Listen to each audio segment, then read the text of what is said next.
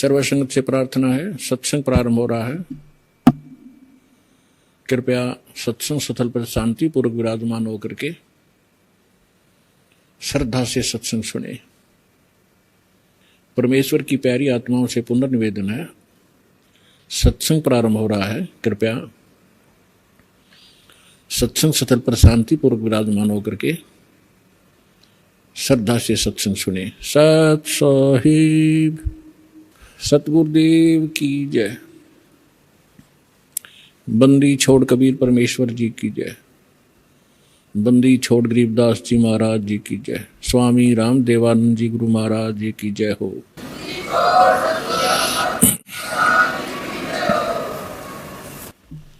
गरीब नमो नमो सतपुरुष को नमस्कार गुरु के नहीं। सुर नर मुनि जन साधु वहाँ संतों सर्वस दी नहीं। सतगुरु साहेब संत सब दंडोतम प्रणाम। आगे पीछे मध्य हुए तिनको जहाँ कुर्बान। नराकार निर्विषम काल जाल वैभंजनम निर्लेपम निज निर्गुणम अकल अनुवेशम दुनम। सोहम सुरति समाप्तम सकल समान निर्तल। उज्ज्वल हिरंबर हरदमम बेपरवा अथाह वार पार निमज्जतम। ग्रीव जो सुमर सिद्ध होई गणनायक गलता ना करो अनुग्रह सोई पारस पद परवाना। आदि गणेश मनाऊं गणनायक देवन देवा। चरण कमल लो लाऊं आद्यंत करूं सेवा। परम शक्ति संगीतम हृदय सिद्धिदाता सोई। अवगत गुण अतीतम सत्य पुरुष निर्मोही। जगदम्बा जगदीशम मंगल रूप मुरारी। तन मन अर्पों शीसम भक्ति मुक्ति भंडारी। सुर नर मुनि जन ध्यावे ब्रह्मा विष्णु महेशा। शेष सहस मुख गावे पूजय आदि गणेशा। इंद्र कुबेर सरीखा वरुण धर्मराज ध्यावे। समरथ जीवन जी का मन इच्छा फल पावे। 33 कोटि अधारा ध्यावे से 88। उतरे बहुदल पारा कट है यम की फांसी। 33 कोटि अधारा ध्यावे से 88। उतरे बहुदल पारा कट है यम की फांसी। कर जोरूं विनती करूं डरूं चरण पर शीसे। गुरु जी राम देवानंद जी महाराज ने दियो नाम बख्शीस। कोटि कोटि सिजदा करूं कोटि कोटि प्रणाम। चरण कमल में राखियो मैं बांधी जाम गुलाम। कुत्ता हूँ गुरुदेव का रामपाल दास का नाम। गले प्रेम की जेवड़ी जाखें चोवा जाऊं। तो करो तो बावड़ू दूर दूर करो तो जाऊं। जो राखो तो ही रहूं जो देव सो खाऊं। परम पिता परमात्मा पूर्ण ब्रह्म सारी सृष्टि के रचनार कबीर परमेश्वर कबीर देव जी की असीम रजा से आप सभी पुण्यात्माएं परमात्मा की महिमा सुनने के लिए उपस्थित हुए। जिस प्राणी के जिस जीव के पूर्व जन्म के शुभ संस्कार उदय होते हैं उनको मानव शरीर प्राप्त होता है। और मानव शरीर प्राप्त करके जो प्राणी सत्संग उपलब्ध करते हैं, जिनको सत्संग प्राप्त होता है, वो और भी ज्यादा शुभ संस्कारी हंस होते हैं। परमात्मा कबीर परमेश्वर जी हमें याद दिलाते हैं, मानुष जन्म पाय कर जो नहीं रटे हरि नामे। जैसे कुआ जल बिना बनवाया क्या काम। परमेश्वर जो हमारे जनक हैं, जो हमारे हितैषी हैं और जो हमें यथार्थ तत्व ज्ञान और यथार्थ भक्ति विधि बताने के लिए स्वयं ही यहाँ इस काल के लोक में प्रवेश होते हैं। सतलोक से अपने निज सुख में स्थान से चलकर वो भगवान आते हैं। वही आकर के हमें ज्ञान कराते हैं कि आप जिस लोक में रह रहे हो ये लोक काल का है और काल के अर्थ से आप परिचित हैं। श्रीमद् भगवत गीता अध्याय नंबर 11 के श्लोक नंबर 32 में गीता ज्ञानदाता श्री कृष्ण जी में प्रवेश करके ये काल बोल रहा है। ये कह रहा कि अर्जुन मैं काल हूं और सभी लोकों का नाश करने के लिए अब प्रवृत्त हुआ हूं। अब श्री कृष्ण जी तो पहले ही अर्जुन के साथ थे, तो श्री कृष्ण ये नहीं कह सकते कि मैं काल हूं और अभी सबको खाने के लिए अब प्रवृत्त हुआ हूं, अब मैं प्रकट हुआ हूं। ये काल कौन है इसके विषय में रह रहकर सत्संग के माध्यम से बताया गया है और बताते रहेंगे। आज थोड़ा सा विषय दूसरा रहेगा। तो श्री कृष्ण जी के अंदर प्रवेश करके ये काल बोल रहा है। ये खुद कह रहा है कि मैं काल हूं और सबका नाश करने के लिए प्रकट हुआ हूं। तो इससे सहज समझ में आ सकता है, विचार किया जा सकता है कि जिसको हम भगवान मान रहे थे वो तो काल है। जिससे हम सुख की आशा करते थे उसके पास सुख नाम की वस्तु नहीं है। जैसे कोई अंगारों से, अग्नि से और शीतलता खोजने की चेष्टा करता है तो उसको ज्ञान नहीं है। किसी ने भ्रमित कर रखा, उसको हाथ जला रहा है रह रहकर। ठीक इसी प्रकार अब तक जितने ऋषि महर्षि साधु संत हुए हैं जो परमात्मा से परिचित नहीं हो पाए, जिनको भगवान मिले नहीं, उन्होंने इस काल को ही परमात्मा जानकर इससे सुख प्राप्ति के लिए हजारों वर्षों तक अपने शरीरों को गला दिया सुख की प्राप्ति में। अब प्रश्न यही उठता है कि जहां अंगारे बरस रहे हों और वहां पर शीतलता की आशा जो करता है तो वो अज्ञानी व्यक्ति होता है। तो अभी तक हम अज्ञानी थे इस काल के लोक में और हम सुख खोज रहे थे। तो परमेश्वर ने आके बताया कि जिसको आप सुख मानते हो, किसको सुख मानते हो? जो निर्धन है वो सोचता है कि धनवान सुखी। धनवान ये सोचता है कि राजा सुखी। धनी सोचता है कि मेरे सामने भी बहुत सी प्रॉब्लम आती है, समस्याएं आती रहती हैं। कई चोरी का डर है, कभी कोई टैक्स देना पड़ता है, कभी कुछ करना होता है, तो वो सोचता है कि राजा सुखी। परमात्मा कहते हैं राजा को स्वप्न में भी सुख नहीं होता। राजा लोग अंत में वो सोचते हैं कि स्वर्ग के देवता सुखी होंगे। स्वर्ग के देवता सोचते हैं कि इस इंद्र को सुख गना है क्योंकि वो देवताओं का राजा है। अब इंद्र की हिस्ट्री कहानी आप पढ़ोगे पुराणों के अंदर, इंद्र जैसा दुखी प्राणी नहीं। इंद्र सोचता है कि ब्रह्मा विष्णु महेश सुखी होंगे, मुझे सुख नहीं, क्योंकि उसको पता होता है जितना निर्धारित समय उसका होता है उसको पूर्ण करने के उपरांत वो फिर 84 लाख योनियों में सबसे पहले गधे की योनि से प्रारंभ करता है अपने 84 लाख प्रकार के कष्टों में जो प्राणियों के शरीरों में कष्ट उठाने होते।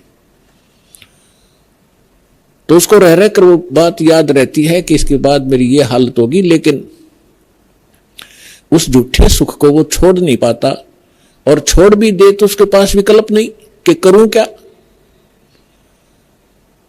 ब्रह्मा विष्णु महेश सोचते हैं कि हम सुखी नहीं, क्योंकि उनका इतिहास देखिएगा। आप पुराणों को कभी पढ़ा हो, नहीं तो रिमाइंड करना कभी कभी।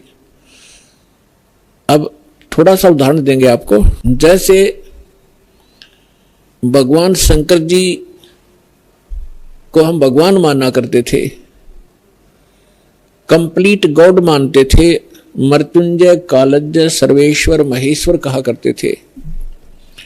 इसको हम कहें कुछ भी, लेकिन ये परमात्मा नहीं है, कंप्लीट गॉड नहीं है। उदाहरण के लिए ये सुखी भी नहीं है। कैसे? एक समय विष्णु जी भी सुखी नहीं है। विष्णु अवतार श्री रामचंद्र रूप में राजा दशरथ के घर जन्म लिया, ये सभी हमारे धर्म गुरु भी बताते रहे हैं और इनके लीला, इनकी जीवनी भी बताती। श्री रामचंद्र उर्फ विष्णु जी कितने सुखी थे आपको खूब पता है। छोटी सी उम्र में विवाह हुआ, विवाह होते ही वनवास हुआ और वनवास के अंदर उनकी धर्म पत्नी का अपहरण हुआ। रावण के साथ युद्ध हुआ, करोड़ों जीवों का विनाश हुआ। उसके बाद फिर वापस आए, लेकर अपनी धर्म पत्नी सीता जी को घर पे लेकर आए। किसी धोबी के कहने से उनको घर से निकाल दिया, गर्भवती को। पुत्र कहीं, परिवार कहीं और श्री राम कहीं। वो प्राणी सपने में सुखी नहीं हो सकता जिसके बालक दुखी हो कि तो जंगल के अंदर। जिस समय श्री रामचंद्र जी को वनवास प्राप्त था, सीता जी का अपहरण हो चुका था, श्री रामचंद्र जी विलाप कर रहे थे, रो रहे थे सीता जी की खोज में। ऊपर से भगवान शंकर अपने द्वीप से, अपने लोक से श्री रामचंद्र जी अर्थात विष्णु जी को प्रणाम कर रहे थे। ऊपर से पार्वती जी की दृष्टि पड़ी कि ये किसको प्रणाम कर रहे हैं महेश्वर। पूछने पर पता चला कि नीचे जो व्यक्ति रो रहा है, वृक्षों से लिपट लिपट कर रो रहा है, पशुओं से गले मिल रहा है, उनसे पूछ रहा है मेरी सीता कहाँ गई, उसको ये प्रणाम कर रहा है। उसको विष्णु भगवान का अवतार बता रहा है कि भगवान विष्णु है। पार्वती जी को ये बात अच्छी नहीं लगी, उसको विश्वास नहीं हुआ कि सचमुच ये व्यक्ति जो सामने रो रहा है और जिसकी पत्नी का अपहरण हो चुका है, जिस कारण से रो रहा है, तो ये भगवान नहीं हो सकता।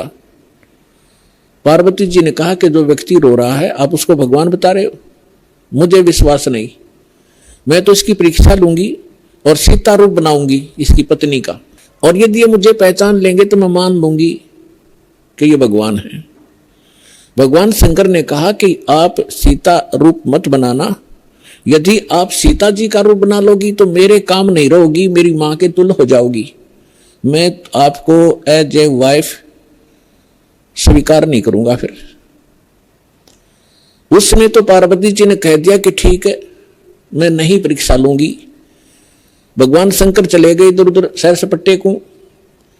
पीछे से पार्वती जी ने सीता रूप बनाया, श्री रामचंद्र जी के सामने खड़े हो गए। उसमें श्री रामचंद्र जी की दिव्य दृष्टि यानी बुद्धि इस काल भगवान ने खोल दी।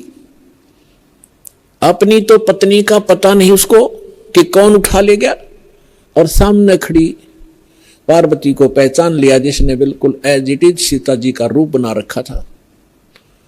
क्या कहा कि हे दक्ष पुत्री माया, आप भगवान शंकर को कहां छोड़ाए। इस बात को सुनकर पार्वती जी लज्जित हुई और कहा कि भगवान शंकर आपको ठीक ही प्रणाम कर रहे थे, मैं आपकी परीक्षार्थ सीता रूप बनाकर आई थी। ये कहकर वो चली गई। अब इस कथा से आपको बहुत से परिणाम निकलेंगे, रिजल्ट निकलेंगे, निष्कर्ष निकलेंगे। एक तो कंसेप्ट यही क्लियर करेंगे कि आपके मन में ये शंका उत्पन्न होगी कि श्री रामचंद्र जी ने पार्वती जी को तो पहचान लिया और अपनी पत्नी के विषय में उसको ज्ञान नहीं। ये कारण क्या है? जिसमें आपको ये कारण समझ में आवेगा तो आप समझो अध्यात्म मार्ग पर चल पड़े। इसका कारण है जैसे गीता अध्याय नंबर 7 के श्लोक नंबर 4, 5 और 6 में ये गीता ज्ञानदाता कहता है कि अर्जुन, यहां जितने भी मेरे लोक में जितने भी प्राणी हैं, इनमें बलवानों का बल, बुद्धिमानों की बुद्धि मैं ही हूं, यानी मेरे ही कंट्रोल में है। जब चाहे इनको ओपन कर दूं, जब चाहे इनको ऑफ कर दूं, जब चाहे मैं इनको ऑन कर देता हूं। उदाहरण के लिए एक समय आपने महाभारत खूब सुना होगा, महाभारत का युद्ध भी सुना है खूब। महाभारत के युद्ध के दौरान अर्जुन ने अपने धनुष के माध्यम से इतना नरसंहार किया था और सूरवीर कहलाए थे, एक तीर से 100 व्यक्तियों को मार डालते थे। वही गांडीव धनुष सुप्रसिद्ध था उसका। जिस समय श्री कृष्ण अर्थात विष्णु जी श्री कृष्ण रूप में देवकी के गर्भ में जन्मे थे, उसके बाद उन्होंने श्री कृष्ण रूप में जो का लीला की थी, जीवन व्यतीत किया था, अंत समय में उनकी मृत्यु एक शिकारी के विषाक्त तीर से हुई थी और पांडवों को उसने वहां बुलाया था। अंत समय में पांडवों से श्री कृष्ण जी ने कहा था कि आप इन सभी औरतों को जितनी द्वारका के अंदर है सबको अपने साथ ले जाओ। यहां पर यादव कोई बचा नहीं है, क्योंकि दुर्वासा जी के श्राप से इंक्लूडिंग श्री कृष्ण जी यादव कुल पूरा नाश हो गया था। छोटा बालक भी नहीं बचा था। नर यादव जो गर्भ में थे, गर्भवती औरतें थी उनके गर्भ में थे। उसके बाद ये वंश पुनः चला है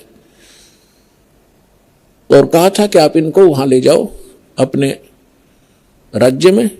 यहां पुरुष रहा नहीं, यहां के और लोग इनकी बेइज्जती करेंगे, सताएंगे, आप इनको ले जाना। तो श्री कृष्ण जी के आदेशानुसार अर्जुन सभी गोपियों को, द्वारका की स्त्रियों को साथ लेकर आ रहा था। रास्ते में भीलों ने, जंगली लोगों ने उनको घेर लिया। अर्जुन उनसे लड़ने की तैयारी करने लगा, उसके हाथ से गांडीव धनुष उठा नहीं और खड़ा खड़ा देख रहा, थर थर कांप रहा है योद्धा। भीलों ने उसको पीटा, औरतों के गहने तोड़ दिए, कुछ औरतों को घसीट ले गए। अर्जुन खड़ा खड़ा कांपता रहा। उस समय अर्जुन श्री कृष्ण जी को कोस रहा था, 100 गालियां दे रहा था कि कृष्ण तूने सदा ही हमारे साथ धोखा ही धोखा किया है। जब मुझसे नरसंहार कराना था, युद्ध करवाना था महाभारत का, उस समय मेरे अंदर शक्ति भर दी। एक तीर मारूं था 20 मरे थे। आज वही अर्जुन और वही धनुष, आज मैं इसकी प्रत्यंचा नहीं चढ़ा पा रहा हूं। तो यहां परमात्मा कहते हैं कि जो इस रोग की जड़ है उसका तुम्हें पता ही नहीं। तुम तो श्री कृष्ण को कोस रहे हो। ये काल है जो 21 ब्रह्मांड का स्वामी है। श्री ब्रह्मा, श्री विष्णु, श्री शिव जी के पिता हैं। ये है यहाँ के सारे दुख की मूल। और वो खुद कहता है गीता अध्याय नंबर 7 के श्लोक 5 से लेकर 6-7 में कि मैं बलवानों का बल और बुद्धिमानों की बुद्धि मैं ही हूं, यानी मेरे कंट्रोल में है। अब जब उसने नाश करवाना था महाभारत का, तब तो उसको बल दे दिया, अब स्विच ऑफ कर दिया। अर्जुन खड़ा खड़ा पिट रहा है। ठीक इसी प्रकार श्री रामचंद्र जी को की वहां तो बुद्धि खोल दी कि यह सीता नहीं है, पार्वती है। अपनी पत्नी का पता नहीं, उसको उठा कौन ले गया, ऑफ कर दी फिर बुद्धि उसने। तो पुण्यात्माओं, ये काल एक भयंकर जाल है। जब तक आप इसको नहीं समझोगे, ना भक्ति कर सकते, ना यहां से निकलने की चेष्टा कर सकते। इसलिए आपको रह रह कर यहां बुलाया जाता है, इस काल के जाल को विस्तार से समझाया जाता है, ताकि आपको डर बने। आप कहां रह रहे हो, यहां क्या आशा लगाए बैठे हो, किसके लिए सारा दिन भटक रहे हो। एक कोठी बनाऊंगा, एक बंगला बनाऊंगा, कार लूंगा, लड़का बड़ा अफसर बन जाएगा। कल मृत्यु हो जाती है लड़के की या पिता की। आप देख रहे कितने दुर्घटनाएं होती हैं। पीछे केदारनाथ के अंदर हजारों की संख्या में सपरिवार मारे गए ऐसे लोक में, और आप सुख खोज रहे हो। परमात्मा आके हमें बताया करते थे।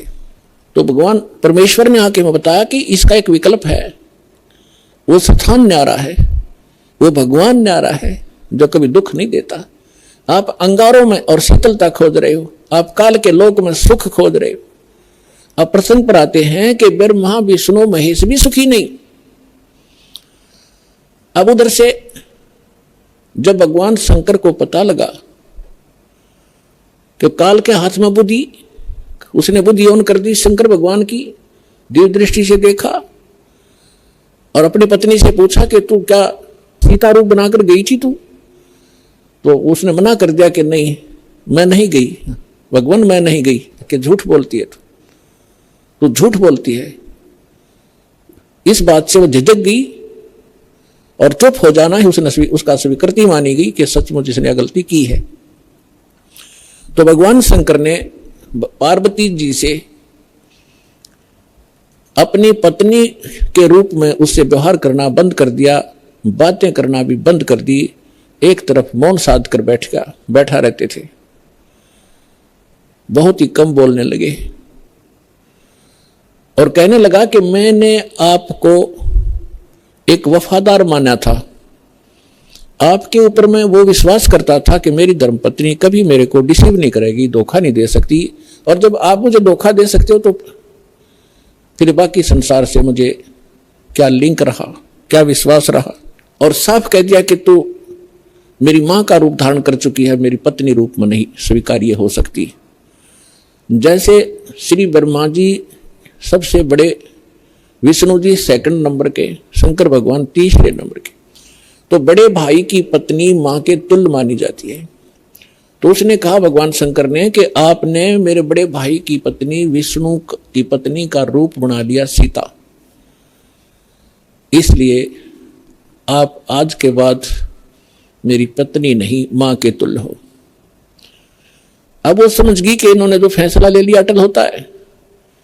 10 दिन 20 दिन महीना 6 महीने वर्ष इंतजार की, लेकिन रिजल्ट निल रहा। भगवान शंकर ने उनसे कोई बात नहीं की, हमेशा क्षुब्ध रहते थे। तो पार्वती, अब मां, लड़की को क्या होता है जब ससुराल के अंदर दुख होता है तो अपने पीहर को जाने की सोचती है, उसका तीसरा विकल्प नहीं होता। तो पार्वती ने सोचा कुछ दिन अपने घर चली जाती हूं, इनका दिमाग ठीक हो जाएगा। ये सोचकर पार्वती अपने पिता दक्ष के घर पर आ गई। और राजा दक्ष ने उस समय एक यज्ञ कर रखा था, और एक नियम है ब्राह्मणों ने बना रखा था, ऋषियों ने, कि जब भी कोई यज्ञ करे तो अपनी सभी बेटियों को, संबंधियों को और उनके पतियों को, दामादों को आमंत्रित किया जाए और प्रतिदिन उनको आदर के साथ उनको प्रतिदिन दक्षिणा दी जाए जैसे ब्राह्मणों को देते हैं। तो ऐसा नियम था कि जितनी भी राजा दक्ष की अन्य बेटियां थी वो सभी आमंत्रित थी और उनके पति यानी दामाद भी आमंत्रित थे। सबके आसन उचित स्थान पर सबको बैठा रखा था। जितने समय तक यज्ञ का और सत्संग का प्रयोजन चलता था, 2-4 घंटे 10 घंटे, तो उस समय सभी अपने अपने आसन पर विराजमान रहते थे। और किसी भी कारण से कोई लड़की का पति नहीं आ सका तो उसका आसन लगाया जाता था, खाली छोड़ा जाता था, और सबको जो भी दक्षिणा दी जाती थी उसका भी उसके ऊपर भाग प्रतिदिन रखा जाता था आसन पर। तो जो ही पार्वती जी उस अपने घर पे पहुंची, पता चला कि पिताजी ने यज्ञ कर रखा है और ये यज्ञ 2-3 दिन से चल रहा है। अब सारे यज्ञ मंडप में घूम के पिता के सामने पहुंची। पिताजी ने मुंह मोड़ लिया, क्योंकि पार्वती जी ने राजा दक्ष के मर्जी के विरुद्ध भगवान शंकर से विवाह किया था, जिस कारण से पिता अक्षुब्ध था। जब पिताजी ने ठीक से बात नहीं की, ये भी नहीं कहा कि आगी बेटी, तो पार्वती वहां दुखी हुई, अपनी मां के पास घर पे पहुंची। बेटी मां को ही उलाने दिया करती है, मां के सामने अपना दुख रोया करती है। अपनी मां के सामने जाकर कहा कि मां, तुमने ऐसा भेदभाव हमारे साथ क्यों किया? आपने सभी अन्य मेरी बहनों के पति भी बुला रखे हैं, बहनों को भी आमंत्रित किया है, आपने हमें ना बुलाया ना आमंत्रित किया। और जिन बहनों के पति नहीं आए हैं उनका आसन लगा रखा है, उनका भाग सबको दिया जा रहा है। आपने न तो अपने दामाद का आसन लगवा रखा है, ना ही उनको आमंत्रित किया है और ना मुझे आमंत्रित किया। अब माँ ने कहा कि बेटी, ना तो आप मेरी बात मानती, ना तेरा पिता मानता, तू जाने तेरा बाप जाने, उनसे बात कर। अपनी मर्जी से तूने विवाह किया, जिस कारण से वो दुखी है तेरे से। वो फिर अपने पिता के पास गई और दक्ष से कहा कि पिताजी, आपने न तो हमें आमंत्रित किया और न ही आपने अपने दामाद को बुलाया, ना उनका कोई भाग आसन आपने लगा रखा है, ना उनका हिस्सा निकाल रहे हो। तब दक्ष ने कहा कि तू आई किस लिए यहां पर, तेरे को किसने आमंत्रित किया था? अपनी मर्जी से विवाह किया था, रह उसके साथ, उस जंगली के साथ रहे। ऐसी बहुत सी बातें बकवास की। तो पार्वती ने देखा कि भगवान शिव अब मुझे स्वीकार करेगा नहीं, घर में मेरा सत्कार नहीं। उसी समय एक हवन कुंड बना रखा था, उसमें अच्छे गेर कर 1 क्विंटल लकड़ और गेरे थे, चारों तरफ से डाल रहे थे वह ब्राह्मण ऋषि। घी पूरा बक्कड़ बड़ा था, पूरी लो लकड़े थी उसमें। तो पार्वती जी यानी दक्ष की बेटी उस हवन कुंड में छलांग लगाएगी, आत्मदाह कर लिया।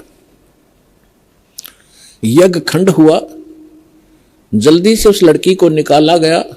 तब तक उसका मांस जल चुका था, मर चुकी थी, अस्थि शेष रह गई थी, हार्ड शेष थी। लंबी कथा है, हम जिस उद्देश्य से ये कथा सुना रहे हैं उसी को लेंगे। भगवान शंकर को पता चला, अपने सभी अनुचरों को साथ लेकर वहां पहुंचे। उससे पहले उन्होंने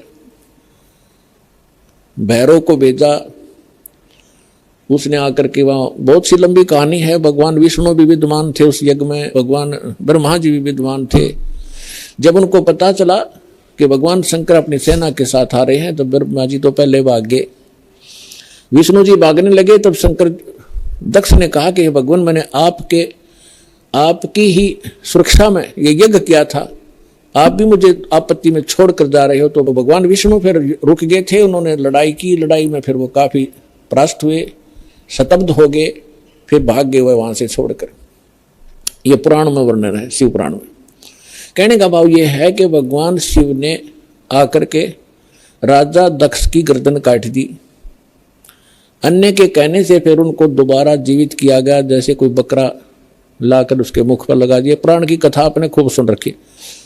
हम इस विषय पर आएंगे अपनात्मा, जैसे यहां फिर एक शंका उत्पन्न हो जाएगी आपको कि भगवान शिव ने राजा दक्ष को जीवित कर दिया और बकरे की गर्दन लगा दी, तो भगवान शंकर में भी तो शक्ति है।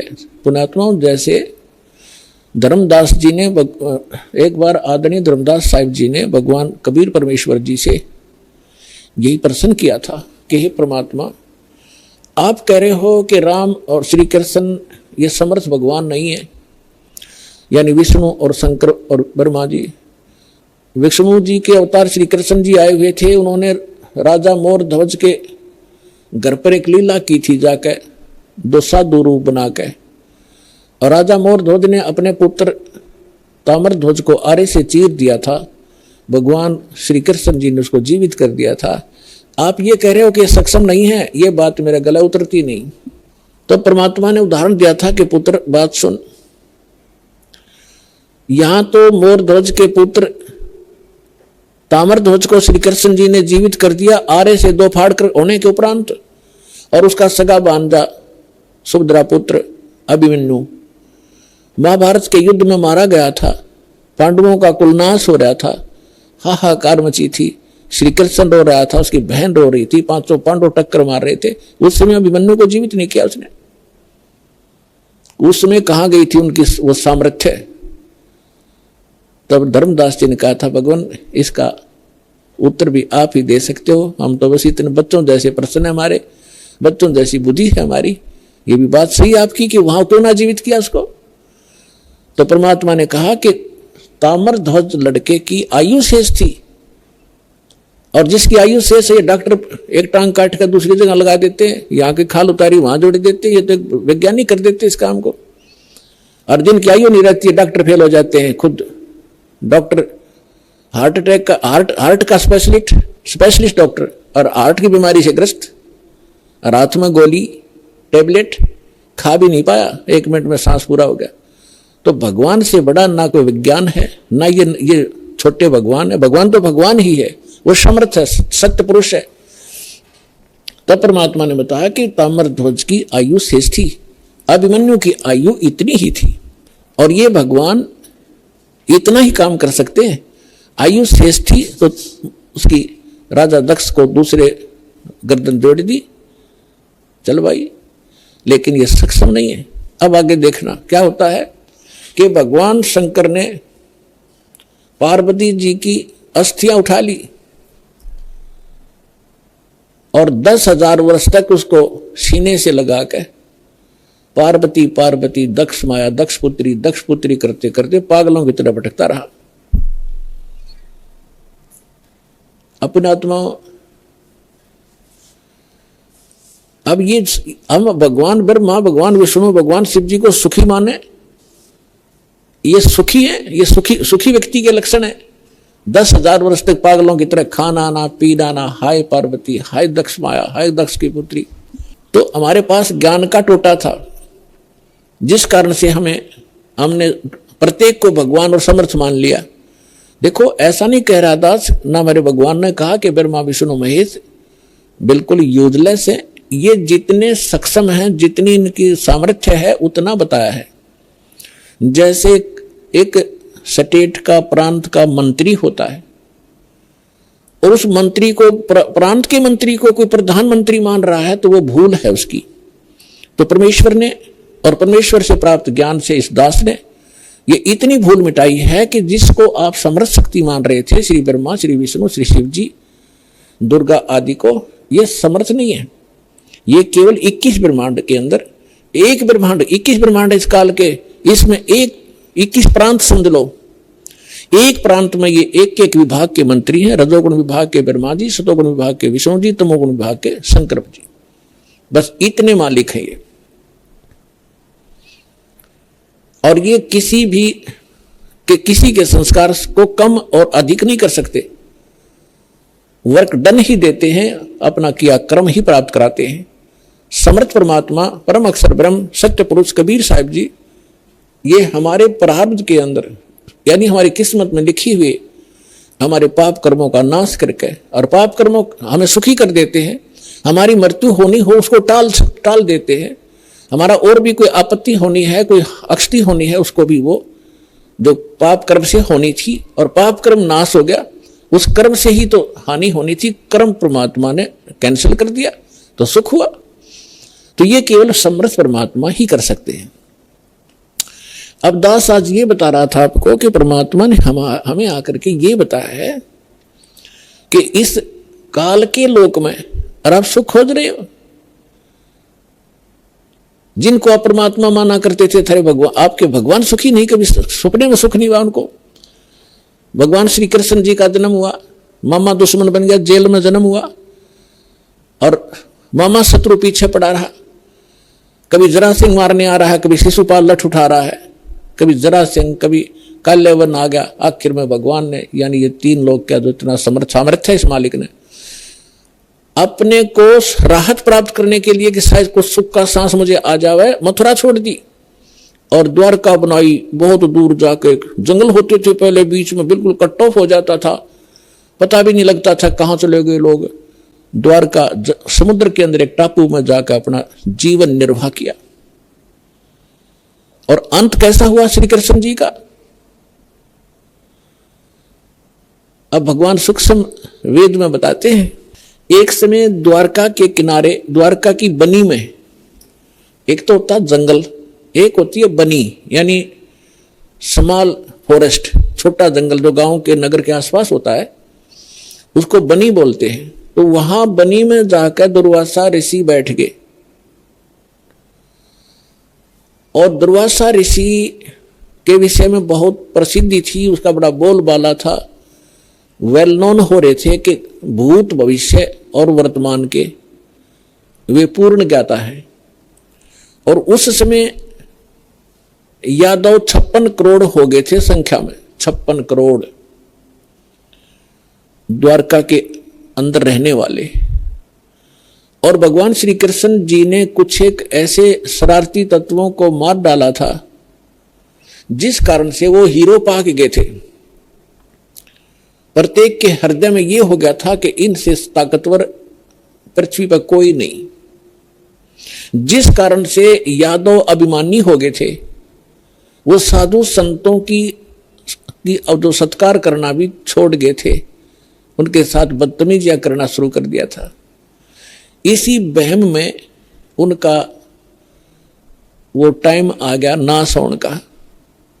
अहंकार पुण्यात्माओं कोय कर दियो, अंत में उसको बहुत भारी चोट लगेगी। जीव ही रहना चाहिए, जीव को अपनी औकात का पता लगा रहना चाहिए ताकि वो आधीन बनकर रहे। आधीनी के पास है पूर्ण ब्रह्म दयाल, मान बड़ाई मारियो बेअदबी सिरकाल। विभीषण का भाग बडेरा, 10 सातन आया तिस डेरा, 10 सातन आया विश्वे बीसा, अर्ता को लंक दे बख्शीसा। ये उदाहरण देकर समझा रहे परमात्मा के अधीन व्यक्ति के साथ भगवान होता है, और यहाँ के जो झूठे मूठे सुख हैं वो भी उस अधीन और भक्त को ही प्राप्त हुआ करते हैं। रावण ने कितनी भक्ति की, सिर भी काट कर चढ़ा दिए, लेकिन अभिमान नहीं गया। जिस लंका को वो रखना चाहता था उस लंका को उसे भी हाथ धोना पड़ा अंत में उस अहंकारी प्राणी ने, और एक अधीन बनकर भगवान की भक्ति करता था। परमात्मा आए हुए थे, मुनिंद्र नाम से आए थे त्रेता युग में, जब मंदोदरी और विभीषण परमात्मा के शिष्य हुए थे। और परमात्मा के ज्ञान से आधीनी आती है, आधीनी शिक्षा पर सभी भगत के गुण संपन्न होते हैं, और जिसके अंदर भगत के गुण है वह भगवान रहता है। जिस कारण से विभीषण को वो लंका भी प्राप्त करवाई दाता ने, और रावण उस लंका को रख नहीं सका। वो भक्ति भी करता था लेकिन अभिमान नहीं कहा। तो कहने का भाव यह है कि इस सत्संग से आपको हर एक पहलू पर रोशनी दी जाएगी ताकि आप परमात्मा के इस तत्व ज्ञान की रोशनी से कहीं ठोकर ना खावें, कहीं गिर ना जावें, अपना काम ना बिगाड़ लें। ये फाउल पॉइंट आपको गिनवाए जा रहे हैं भक्ति के अंदर तो होते। तो यहाँ परमात्मा कहते हैं कि आदीनी के पास है वो पूर्ण ब्रह्म दयाल, मान बड़ाई मारियो हो बेअदबी सिरकाल। विभीषण का भाग बडेरा, के बड़भागी था विभीषण के 10 सातन आया तिसनेड़ा, के उसके पास आधीनी आई। विभीषण का भाग बडेरा, 10 सातन आया तिसनेड़ा, 10 सातन आया विश्वे बीसा, जाको लंक दई बख्शीसा। ऐसा 10 सातन है भाई, लंक बख्शते वार न लाई। फिर परमात्मा कहते हैं कि उस नम्र आत्मा विभीषण भगवान की सतभक्ति करता था, तो यह झूठा सुख भी अगर तुम्हें चाहिए तो भी इस तरीके से मिलेगा। अधीन रहो, जब तक रहो आपको सुख का सांस रहेगा और फिर मोक्ष प्राप्त हो जाएगी। अब हम आते हैं उसी प्रसंग पे कि यादव सभी भगवान श्री कृष्ण जी की आड़ में अहंकारी हो गए, साधु संतों का सत्कार त्याग दिया, उनके साथ मजाक करने लगे। तुम क्या हो, तुम भटकते फिरते हो जंगल में, है अपना कोई धंधा करके क्यों नहीं खाते हो, इस तरह की भाषा बोलने लगे। उस समय दुर्वासा जी उस बनी में जाकर बैठ गए, द्वारका के बाहर थोड़ी सी दूरी पे। और द्वारका के अंदर इस बात की एक ऐसी रूमर चली, चर्चा का विषय बना कि एक महापुरुष आए हैं दुर्वासा जी, बड़े पहुंचे हुए संत हैं और भूत भविष्य और वर्तमान की सब जानते हैं। श्री कृष्ण जी के पुत्र प्रद्युम्न और उसके साथियों ने मिलकर एक कुबद सूझी, उन्होंने एक फैसला लिया कि भाई ऐसे सुन रहे हैं कि ये दुर्वासा जी बड़े पहुंचे हुए महापुरुष हैं और भूत भविष्य की सारी जानते हैं, इसकी परीक्षा लेते हैं। उन्होंने क्या किया कि प्रद्युम्न को, श्री कृष्ण जी के पुत्र को, एक स्त्री का स्वांग करवा दिया स्त्री के कपड़े बना दिए और एक गर्भवती स्त्री का स्वांग बना दिया। पेट के ऊपर एक कढ़ाया, जैसे छोंक छांक लाने की छोटी सी कढ़ाई हो घर में, रसोई में एक छोटी सी कढ़ाई पेट का बांध दी और ऊपर के उसका लोगड़ बांध दिया रुई सी, फिर कपड़ा बांध दिया और ऊपर के और ताले कपड़े पड़ा दिए और मुंह ढक लिया, घूंघट काट के चाल पड़ी। 10-12 उसके साथ और जो शरारती स्कीम बना कर गए थे वो गए।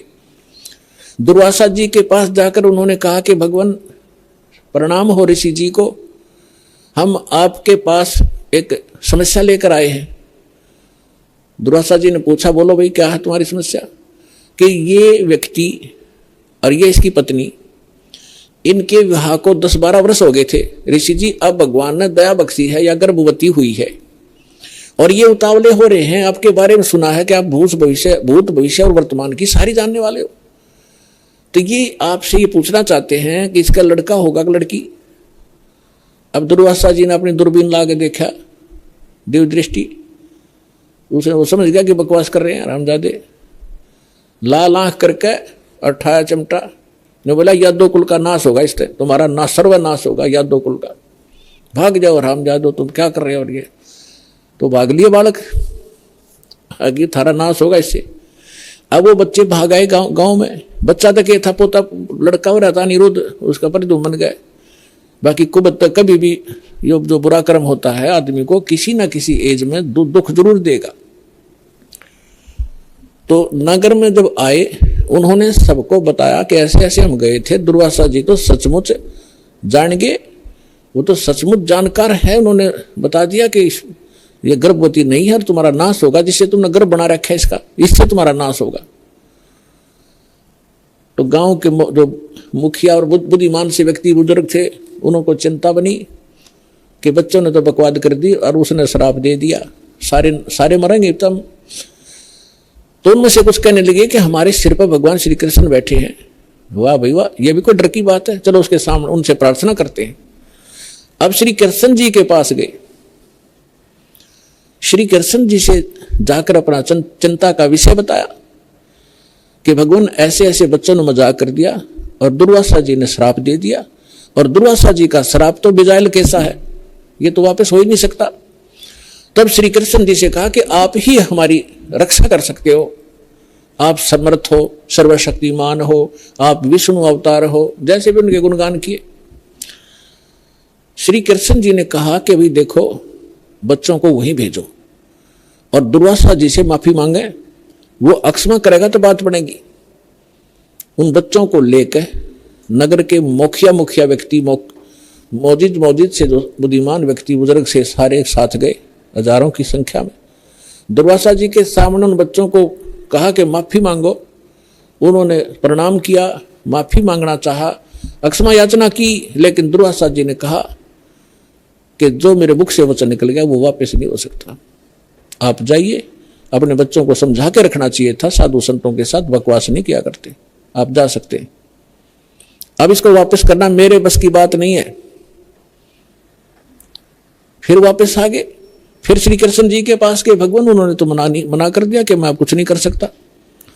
अब श्री कृष्ण जी ने कहा कि देखो, किस चीज से पुण्यात्माओं, इस कथा से आपको बहुत सा ज्ञान होगा, हर पहलू पर इस पर विचार दास आपको देगा।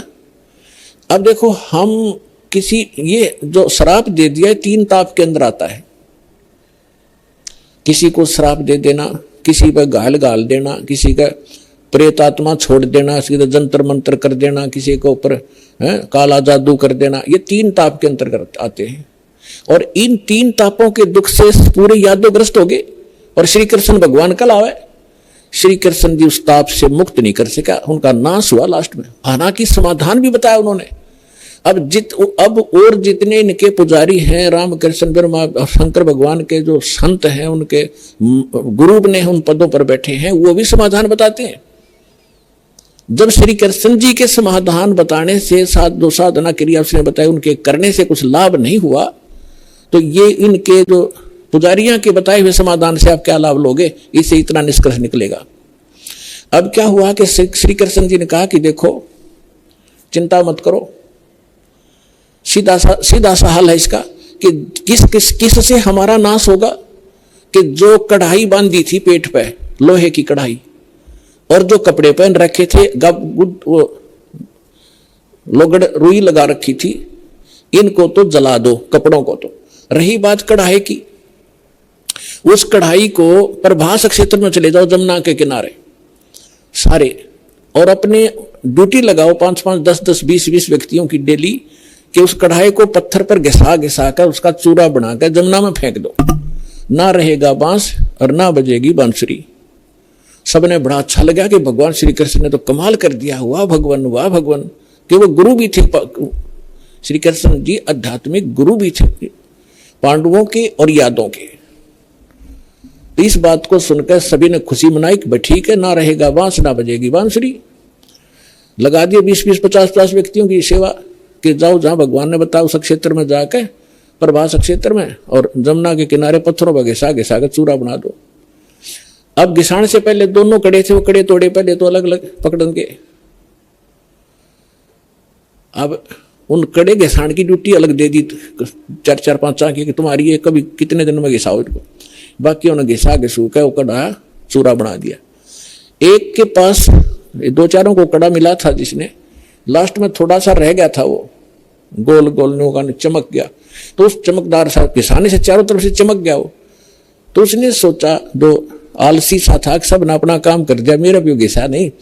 तो उसने सोचा इसे एक कड़े में के बिजली पड़ा, यूं की उसने जंगल में उस जमुना में फेंक दिया वो कड़ा। बाकी शेष कढ़ाई घिसा दी थी, उसका चूरा बना दिया।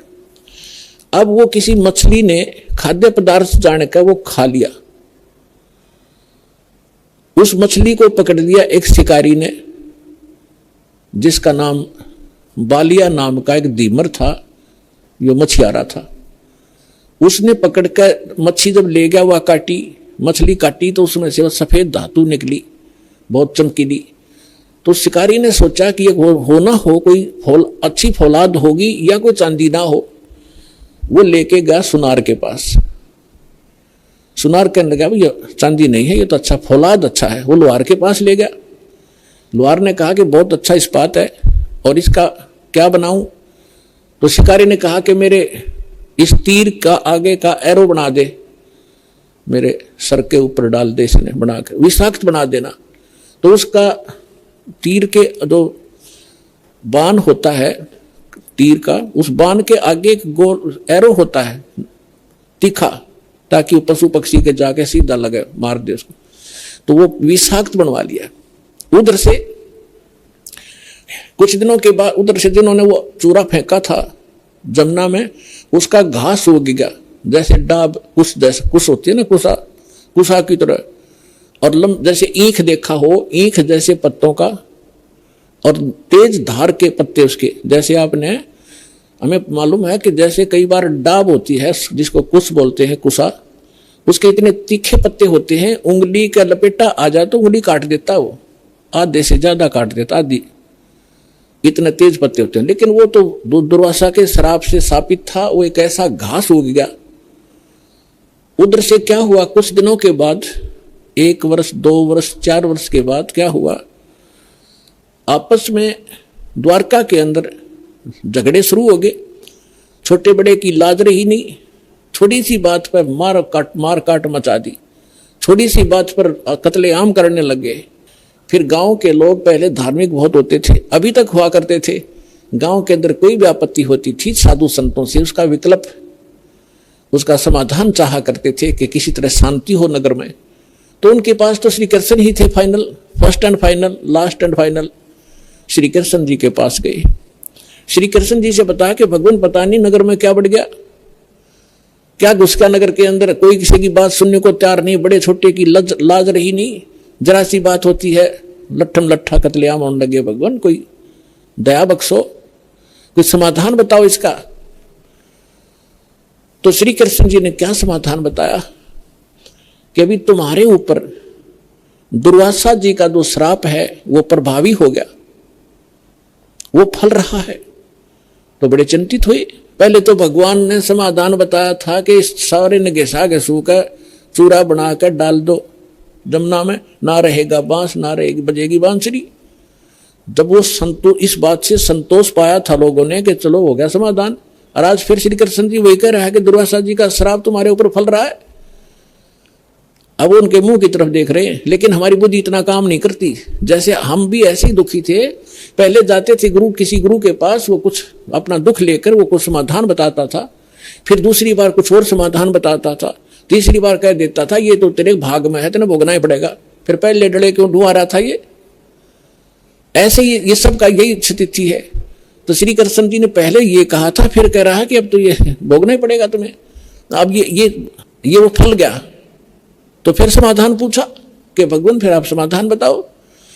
ऐसा करो, सभी जितने भी नर यादव हैं, पुरुष मेल ओनली, चाहे नवजात शिशु भी क्यों ना हो, प्रभास क्षेत्र में जाओ जहां वो कड़ा घिसाया था और चूरा डाल रखा था, वह घास उग रहा इतना बड़ा बड़ा कि वहां जाकर सभी के सभी जमुना में स्नान करके आओ। तुम्हारा साप पाप मुक्त हो जाओगे, साप मुक्त हो जाओगे जमुना में नहाने से, स्नान करने से। अब सब बड़े प्रसन्न हुए कि बड़ा सरल उपाय बताया भगवान ने। और सभी अपने अपने बच्चों को, नवजात शिशु से उसी दिन जन्मा था उसी भी लड़के को, ओनली लड़कों को ले गए साथ में और पहुंच गए 56 करोड़ वहां पर। पहले स्नान करें जाते ही, ताकि सांप कटे, हमारा पाप ये सांप नाश हो, शराब खत्म हो।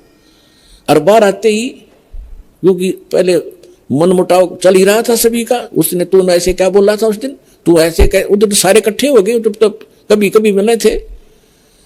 बाहर आते वो एक दूसरे को गाली गलोच लठम लट्ठा और घास निकाले, घास पाड़े और मारे, गर्दन में लग के आर पार हो जाए, तलवार का काम करने लग गया वो घास। और 56 करोड़ यादव कटका मर गए थे वहां सांप नाश करान, अपना नाश कर लिया वहां जाके। श्री कृष्ण जी के बताए समाधान अनुसार उनका सांप तक कटा नहीं, सांप तक नाश हुआ नहीं, यादव का नाश हो गया। अब यहां परमात्मा कहते हैं कि गरीबदास जी कहते हैं, तुम कौन राम का जब तेजापम और ताते कटे ना ये तीनों तापम, समर्थ का शरणाग हो रंग होरी हो, भाई कदे न हो एकाज राम रंग होरी हो। कि समर्थ की शरण में आ जाओ, तुम्हारा कभी अकाज नहीं होंगे और ये तीनों ताप का नाश हो जाएगा। अब प्रसंग चल रहा है, उसी पर चलते हैं। अब 56 करोड़ यादव कटका मर गए, आपस में कत्लेआम कर दिया। विष्णु पुराण के अंदर लिखा है कि कुछ यादव बच गए थे। श्री कृष्ण जी फिर गए अपने वहां से, नगर से बाहर निकले, उसने उस घास को पाड़ा, उसमें यह लिखा कि मूसल बन गए, मूसल। उन मूसलों से शेष बचे हुए यादवों को खुद श्री कृष्ण जी ने मारा, कति नाश कर दिया। और आप जाकर लेट गया प्रभास क्षेत्र में एक वृक्ष के नीचे। भगवान श्री कृष्ण के पैर में पद्म, एक चमकीला पदार्थ, जैसे हमारे तिल हो जाते हैं, मुछ हो जाते हैं, ऐसा उनके पैर में जन्म से ही एक पद्म था। वो रात्रि में ऐसे चमकता था जैसे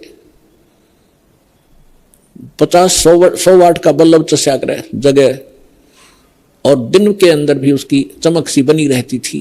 तो श्री कृष्ण जी एक वृक्ष के नीचे, सारा जब उनका नाश हो लिया, रेखे को खुद मार कर शेष बच्चों को, और बैठ लेट गया उस वृक्ष के नीचे, पैर पे पैर रख के, पैर घुटने पर दूसरा पैर रखा हुआ था, पद्म वाला पैर ऊपर था, वो चिमक रहा था। और वृक्ष की जो चारों तरफ जो टहनियां थी झुकी हुई थी, झुरमट सी बनी हुई थी। और वो शिकारी जिसने उस कढ़ाई के कड़े का अपना विषाक्त तीर बनवाया था, जहर से बुझा कर तीर बनवा रखा था, उसी तीर को लिए हुए उस दिन, और सुबह से लेकर दोपहर तक वो घूमता रहा जंगल में, कोई शिकार नहीं मिला उसको, शिकार करने गया था। उसने क्या देखा कि वृक्ष की झुरमटें इतनी नीचे तक लटक रही थी, जमीन को छू रही थी, उनकी अंदर से उसने भगवान श्री कृष्ण जी के पैर के पद्म की एक चमक देखी। उसने सोचा कोई मर्ग बैठा है, हिरण, और उसकी आंख चमक रही है, यदि मैं इधर से जाऊंगा तो ये भाग जाएगा, कोई हिरण मुझे मिला नहीं है, क्यों ना यहीं से इसको मार डालूं। झुरमठों में से निशाना साध कर मर्ग की हिरण की आंख जान कर भगवान श्री कृष्ण के पैर पर तीर मार दिया विषाक्त। ज्यों ही तीर लगा श्री कृष्ण जी कराहने लगे, रे मर गया रे, मर गया रे, मर गया रे। शिकारी ने सोचा किसी मनुष्य का लग गया भाई, ये तो बात बिगड़गी। दौड़ के आगे देखा, क्या देखा कि द्वारकाधीश मुकुट समेत वहां तड़फ रहा है। उस मुकुट आदि से वो पहचान गया कि ये राजा है। तब उसने करबद्ध होकर कहा कि भगवान मुझे गलती होगी, अनजाने में लग गया मेरी, आप तो अंतर्यामी हैं, आप सारी जानते हो, मेरी इच्छा नहीं थी आपको मारने की, मेरी कोई दुश्मनी नहीं थी आपसे, और ऐसे ऐसे मेरे से गलती होगी, मैंने आपके इस चमक को हिरण की आंख जाना। तब श्री कृष्ण जी ने कहा, क्योंकि काल के हाथ में रिमोट, वह दिव्य दृष्टि दे दी कि भाई ये तेरा और मेरा कोई पिछला अकाउंट था, वो क्लियर हो गया। तेरा और मेरा पिछला हिसाब था, वो क्लियर हो गया, तेरा दोष नहीं। अब वो शिकारी कहने लगा, भगवान आपका और मेरा, आप राजा में रंक, आपका और मेरा क्या हिसाब हो सकता है। तब श्री कृष्ण ने कहा कि मैं श्री राम रूप में आया था राजा दशरथ के घर, और आप थे बाली सुग्रीव के भाई। उस समय मैंने आपको वृक्ष की आड़ लेकर धोखा देकर मारा था, और आपने जब कहा था कि आपने ये बदला देना पड़ेगा, आप युद्ध के नियम से फेल हो गए हो, तब मैंने कहा था कि तेरा बदला दूंगा। आज तेरा मेरा वो अकाउंट क्लियर हो लिया। अब यहां परमात्मा कहते हैं, बदला कहीं ना जात है इस तीन लोक के माही, सतगुरु मिले कबीर से फिर लेन देन कछु नाही। अब क्या बताते हैं कि तीन लोग के इन भगवानों ने भी अपना टिट फॉर टेट पूरा करना पड़ता है। तुम इनसे अपने संस्कार कटवाने की के लिए भक्ति कर रहे हो कि हमारा पाप कटे, हमें दुख दूर हो, सुख दे। ये अपने दुख नहीं दूर कर सके, तुम्हारे कैसे कर देंगे, भगवान कहा करते थे कबीर जी। और समर्थ कबीर साहब की शरण माने से फिर ये लेन देन समाप्त कर देंगे, आपका कुछ नहीं बचेगा। सब अपनी कलम के पास, समर्थ के पास पावर होती है कि मासा घटे ना तिल बधे, विद ना लिखे जो लेख, और सच्चा सतगुर मेट कर ऊपर मार दे मेघ। अपने आत्माओं सूक्ष्म वेद में बताया है, दुर्वासा को पे तहां समझन आई नीच, 56 करोड़ या 2 कटे वो मची रुद्र की कीच। अब ये भगवानों की तो दे दिया हिसाब किताब आपको, ये भगवान तो इसे थे आपके। अब जिनको आप ऋषि महर्षि मानते थे, दुर्वासा जी को तोप मानते थे कि बड़े महापुरुष हैं, वो तो नीच थे एक नंबर के। सूक्ष्म वेद के अंदर परमात्मा ने कहा है कि दुर्वासा कोपे तहां, दुर्वासा वहां क्रोधित हुआ। किस बात पे? बच्चों ने मजाक कर दिया कि बिजली गिर गई थी, साधु संत ठीक है बेटा भाग जाओ, खबरदार आगे बकवाद करता है निकम्मो। ऐसे करते संतों के साथ मजाक करते, इतना कह के छोड़ सके था, और श्राप दे दिया तुम्हारा नाश होगा। आम व्यक्ति से भी गिरे हुए थे ये लोग, जिनको मैं ऋषि माना करते थे। एक बुजुर्ग आदमी, बड़े आदमी से को बालक मजाक भी कर ले, उसको इतना भयंकर श्राप दिया करते हैं। पुण्यात्माओं, जैसे किसी के हाथ में बंदूक है, पिस्टल है, और कोई बालक मजाक कर दे और उसका वो गोली मार दे, वो तो एक ढेर आदमी होगा समर्थ, तो उसको पता है तो कितनी भयंकर वस्तु ली रहा है, किसके ऊपर दाग रहा है। वो नीच व्यक्ति होता है, मजाक करने पे भी इतनी भी सहन नहीं कर सकता। तो इस स्थिति के थे वो ऋषि, उनके पास ये हथियार थे वचन के और श्राप देने के। तो यहां सूक्ष्म वेद में लिखा है कि दुर्वासा को पे तहां, क्रोधित हो गए और समझ न आई नीच, ये भी नहीं सोचा तू क्या करने जा रहा है, और 56 करोड़ या 2 कट गए, और वह मची रुद्र की कीच, यानी रक्त की 11 माच की, खून की 11 माच की, 56 करोड़ आदमी जहां लाश हो जाए और नदी बह कर चल पड़े खून की, रक्त की। तो यहां पुण्यात्माओं, ना तो ये भगवान समर्थ जिनको हम पूजा करते, ना ये ऋषि एक अन्य के जिनको ज्ञान ही नहीं था, इनको ये नहीं पता भगवान कौन है। अब ये भगवान के लिए निकले थे घर से, साधना करेंगे, भक्ति करेंगे, अंगारों से शीतलता की खोज करने लगे। अंगारों पर चलने के अभ्यस्त हो गए। थोड़ी आंच को भी हम, थोड़ी ही आग को, आंच को हम सुख मान रहे। झूठे सुख को सुख कहे, ये मान रहा मन मोद, ये सकल चबीना काल का, कुछ मुख में कुछ गोद। परमात्मा क्या कहते हैं, भाई तन दर सुखिया कोई न देखा, जो देखा सो दुखिया हो, उदय अस्त की बात करे मन, सबका किया विवेका हो, सबका किया विवेका हो। तन दर सुखिया कोई न देखा, जो देखा सो दुखिया हो, उदय अस्त की बात करे मन, सबका किया विवेका हो, सबका किया विवेका हो।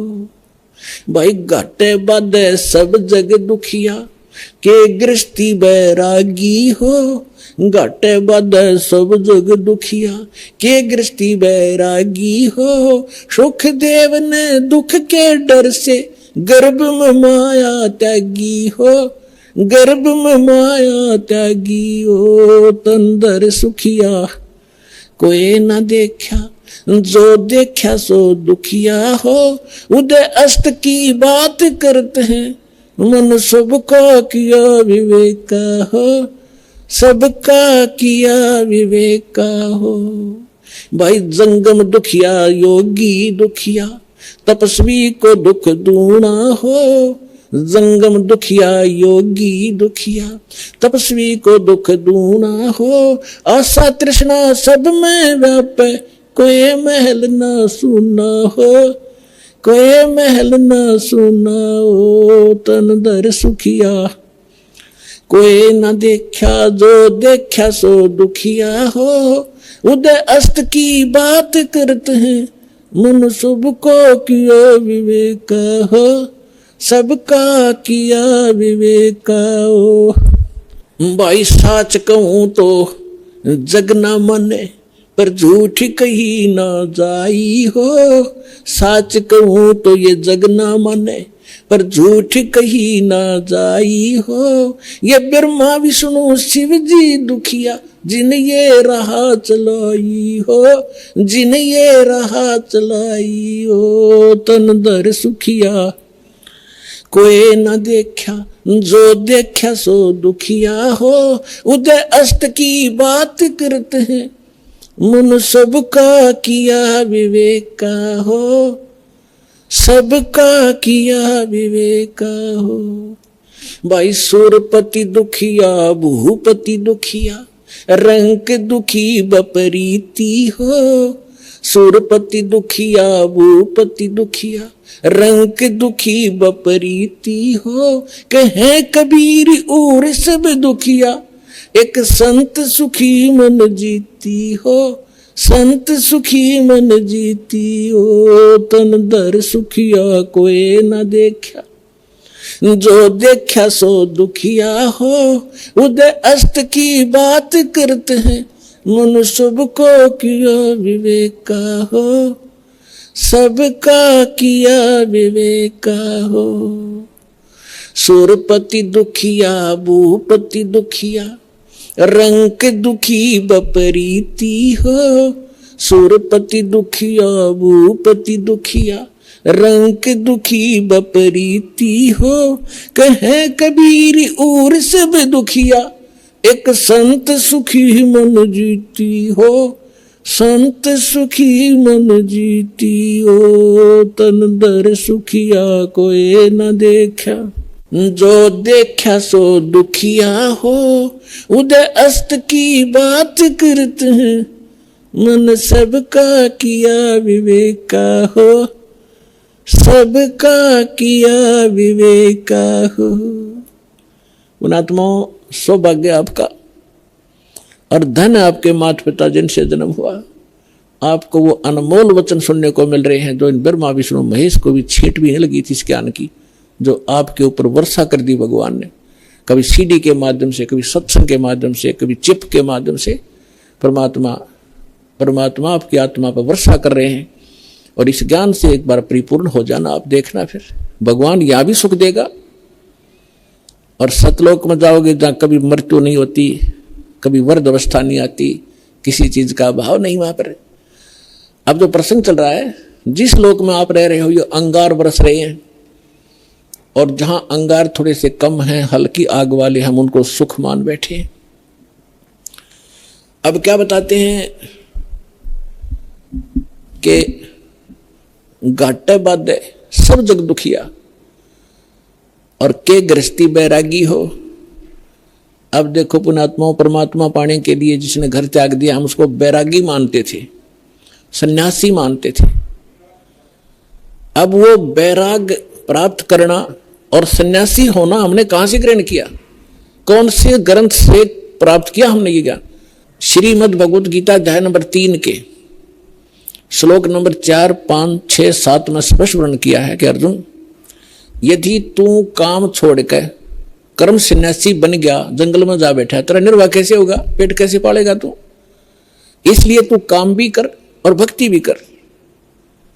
फिर ये कहां से लाए, जंगल में घर छोड़कर चले गए, जंगल में जाकर सुख होगा? जंगल में कैसे सुख होगा वन में? अब घर में सारी सुविधा आपको समय पर रोटी मिल रही है, झोपड़ी है, मकान है, जैसा भी आपको सुविधा कर्मानुसार मिली है उसमें संतोष करो और उसमें बैठ कर अपना भक्ति करो। समय पर भूख लगेगी तो खाना खाया, भूख समाप्त हुई, वह इच्छा खत्म हुई, वो कल्पना समाप्त हुई तो भक्ति करेगा। यदि रोटी मिली नहीं तो भक्ति कैसे करेगा? उसी को सोचता रहेगा कहां से लाऊं, कैसे मिलेगी। भक्ति का सुमन, रोटी का सुमन होगा, वो भगवान का नहीं होता। अब जैसे घर छोड़कर चला गया, वैरागी बन गया, वहां जाकर गर्मी भी लगेगी, सर्दी भी आवेगी, वर्षा भी होगी, उसके लिए फिर झोपड़ी डालनी पड़ेगी, उसने वहां झोपड़ी या गुफा खोदनी पड़ेगी, और भूख लगेगी, फिर गांव में जाना पड़ेगा मांगने के लिए, दिए माई गालिए दिए एक रोटी। अब जब तक रोटी ना मिलेगी तो ना भगवान तो याद आवे को ना, और रोटी याद आऊंगी इसके। तो परमात्मा कह रहा है, उन्हें बता करके जो साधना करनी चाहिए, जो उसका तरीका है, वो तुम्हें पता नहीं। आप फिर ये सोच बैठे कि उन्हीं को भगवान मिलता होगा जो जंगल में चले जाते हैं, खड़े होकर तप करते हैं, दोनों के ऊपर तपते हैं। ये तो मूर्खों की साधना थी। परमात्मा कहते हैं कि दंभ करें, दंभ माने पाखंड है।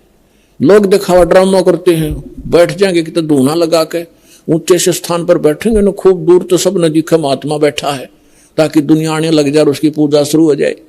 डंब करें डूंगर चढ़े, डूंगर माने पहाड़ पर बैठ जाते हैं जाकर ये लोग नकली। डंब करें डूंगर चढ़े, अंतर झीनी झूल, और जग जाने बंदगी करें बो है सुल बबूल। परमात्मा अपने सूक्ष्म वेद में कहते हैं कि दुनिया तो जनता तो नहीं सोचा ये भक्ति कर रहा है, बड़ा महापुरुष है, धुआं लगा के बैठा है, कपड़े भी त्याग रखे, लंगोट बांध रखा है। और परमात्मा कहते हैं जग जाने बंदगी करे, भक्ति करे, ये बो है सुल बबूल। तप से जो तपस्या वो करते, जैसे दुर्वासा ने खूब तपस्याएं की थी और क्या प्राप्ति की, अंगारे भर दिया अपने अंदर, तो ये बकवाद सिद्धि की, वचन से किसी का नाश कर देना। अब दुर्वासा जी ने श्राप दे दिया बेमतलब बकवास का। अब उसने उसके बैंक अकाउंट में लिख दिए, वो 56 करोड़ मानस व्यक्ति उसने मार दिए वचन से, और वो उसके बैंक अकाउंट में लिखे जाएंगे। जब ये कुत्ते की योनि माँ होगा दुर्वासा, इसके सिर में कीड़े पड़ेंगे, वो 56 करोड़ आत्माएं इसको खा रही होंगी। ये बाल यहां कहते तुमने उस दरगाह का मैल नहीं देखा और धर्मराज के तिल तिल का लेखा। तीनों यहां बता रहे हैं जग जाने बंदगी करे। परमात्मा कहते हैं ये बोवे सुल बबूल, इन्होंने तो काटे बोली अपने भविष्य में, सिद्धि पाके किसी को बेनिफिट दे दिया, किसी को हानि दे दी, दोनों अपनी भक्ति अक्षीण करी, उधर से पाप इकट्ठे कर लिए। अब क्या बताना चाहते हैं परमात्मा कि घाटे बाद सब जग दुखिया। जैसे किसी को हानि होगी व्यवसाय के अंदर तो दुखी, स्वाभाविक दुखी है, तो होगा दुखी होगा। और जिसका घना बेनिफिट हो गया, जैसे किसी का 1 लाख का लाभ हो गया व्यवसाय में, वो 5 लाख का काम शुरू करेगा और 4 लाख लेगा कर्ज, फिर उसमें हो जाए नुकसान। फिर वो कर्ज जो ले लिया, नुकसान भी ना होया, काम चल पड़ा, कुछ दिन में वो मांगने वाले शुरू हो जाएंगे आने, उसने नींद आवे नहीं, कभी फैक्ट्री में हड़ताल होगी, कभी कुछ हो गया, वह समस्या हो रहेगी। कहते हैं यहां हानि हो जाए तो दुखी और लाभ हो गया तो दुखी। घाटे बाद सब दुख दुखिया और के गृहस्थी बैरागी हो। अब बैरागी बनकर जंगल में जा बैठा, वहां भूख लगी, समस्या आई गर्मी और सर्दी वर्षा, ओले पड़े सिर में, फोड़ दे सिर ने, उसके लिए चौपड़ी डाली, फिर बर्तन भी लाया तो इधर से मांगे मूंगे गए, फिर वो सांग जोड़ लिया जो छोड़ के गया था घर से, क्या फायदा है वहां जंगल में बैठने का। घर में समय पर टूक मिल रहा है, रोटी मिल रही है, खाओ और भजन करो, अपना काम भी करो, निर्वाह भी करो। तो ये वास्तविक तरीका यही था। इन नकलियों को देखकर हम सच्चाई हमें प्राप्त नहीं थी, हम भी ये सोचते रहे कि इन्हीं को भगवान मिलेगा, फिर भी हम छोटी मोटी अपनी राहत के लिए भगवान को याद करते रहते थे। वो भी तरीका ठीक नहीं था। कहते हैं घाटा बाद सब जग दुखिया के गृहस्थी बैरागी हो, और सुखदेव ने दुख के डर से गर्भ में माया त्यागी हो। अब मां के गर्भ में बच्चे को अपना भविष्य का और पूर्व जन्म की सारी याद रहती है कि पिछले जन्म में मैंने क्या क्या गलतियां की, इतने मनुष्य जीवन मुझे मिले, मैंने कैसे बर्बाद कर दिए, संत पूरा मिला नहीं, साधना ठीक बनी नहीं, अटपट करके सिद्धियां प्राप्त करके अपना जीवन नाश किया, फिर 84 लाख योनियां भोगी मैंने। वो सारी इतिहास देखता रहता, पिछली बैकग्राउंड ट्रेलर चलता रहता, इसके आगे अगला जीवन भी उसको दिखाई देता है कि इसमें मेरे साथ क्या बनेगी। तो ये सोचता है कि हे भगवान अब के इस नरक से निकाल दाता, पीछे गलती हुई सो हुई, अब के गलती नहीं करूंगा, परम संत को खोजूंगा, केवल भक्ति करूंगा, आपकी याद करूंगा, पीछा छुटवाऊंगा, जन्म मरण का रोग कटवाऊंगा, और केवल अपना छोटा निर्वाह के लिए अपना सिंपल वे से रहूंगा, और निर्वाह के लिए काम भी करूंगा, लेकिन भक्ति अवश्य करूंगा, मूल उद्देश्य जानकर करूंगा, मुझे एक बार निकाल दो बाता था। तो इसी बात को याद करके सुखदेव ऋषि जी ने 12 वर्ष तक गर्भ से बाहर नहीं आए। फिर ब्रह्मा विष्णु महेश यहाँ के व्यवस्थक हैं, इनको चिंता बनी, काल ने इनको प्रेरणा की, अंडरग्राउंड रिमोट उसके हाथ में है। इन्होंने मीटिंग की कि भी एक सुखदेव नाम के एक ऋषि है, एक बच्चा है गर्भ से बाहर नहीं आ रहा है, 12 वर्ष हो गए, ऐसे अगर ये मर्यादा हमारी खराब होगी तो बहनें 12-12 वर्ष तक बच्चों को गर्भ में रखने लगेंगी तो मां दुखी हो जाएंगी। बच्चा तो 9 महीने मुश्किल से हो जाता है इन बहनों को, माताओं को गर्भ में रखना। तो उन्होंने सोचा भी चलो वो ऋषि आत्मा है, उससे प्रार्थना करते हैं, उसी को कहते हैं, उसको मनाते हैं। तीनों आगे, तब तीनों ने आकर कहा कि ऋषि भाई सुखदेव तू बाहर आ जा, ऐसे ऐसे हमारी परंपरा खराब मत कर। तब उसने कहा कि भगवान बाहर आते ही आपकी त्रिगुणमयी माया से ये जीव इतना अंधा हो जाता है, इसको भूत भविष्य का कुछ याद नहीं रहता, आप ये अपनी माया रोक लो, तब मैं बाहर आऊं, कुछ देर के लिए रोक दो। तो उन्होंने कहा भाई देखो इसको हम नहीं रोक सकते, ये हमारे बस से बाहर की बात है, हमारे अंदर एक ऐसा गुण भर रखा है, तो इसको हमारे लिए रोकना असंभव नहीं है। तो सुखदेव बोला मैं तो बाहर आऊं नहीं, चाहे 20 वर्ष रहना पड़ो, 100 वर्ष रहना पड़ो।